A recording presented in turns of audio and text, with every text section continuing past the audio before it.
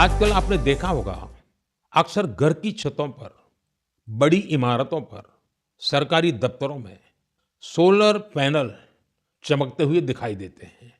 लोग अब इसके महत्व को समझ रहे हैं और खुले मन से अपना रहे हैं।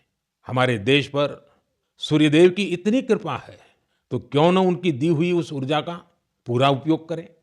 साथियों, सोलर पावर से किसानों की जिंदगी भी बदल रही है। वही खेत, वही मेहनत, वही किसान, लेकिन अब मेहनत का फल कहीं ज्यादा है। ये बदलाव आ रहा है सोलर पंप से और सोलर राइस मिल से। आज देश के कई राज्यों में सैकड़ों सोलर राइस मिल लग चुकी हैं। इन सोलर राइस मिलों ने किसानों की आय के साथ ही उनके चेहरे की रौनक भी बढ़ा दी है। साथियों, बिहार की देवकी जी ने सोलर पंप से गांव की किस्मत बदल दी है। मुजफ्फरपुर के रतनपुरा गांव की रहने वाली देवकी जी को लोग अब प्यार से सोलर दीदी कहते हैं। देवकी जी, उनका जीवन आसान नहीं था। कम उम्र में शादी हो गई, छोटा सा खेत, 4 बच्चों की जिम्मेदारी और भविष्य की कोई साफ तस्वीर नहीं। लेकिन उनका हौसला कभी टूटा नहीं। वो एक सेल्फ हेल्प ग्रुप से जुड़ी और वहीं उन्हें सोलर पंप के बारे में जानकारी मिली।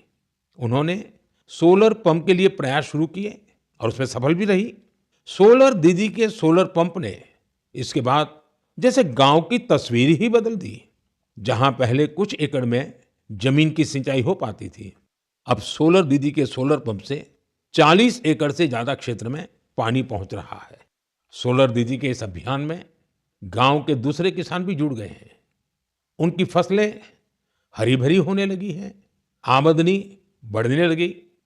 साथियों, पहले देवकी जी की जिंदगी 4 दीवारी के भीतर सिमटी हुई थी, लेकिन आज वो पूरे आत्मविश्वास से अपना काम कर रही है।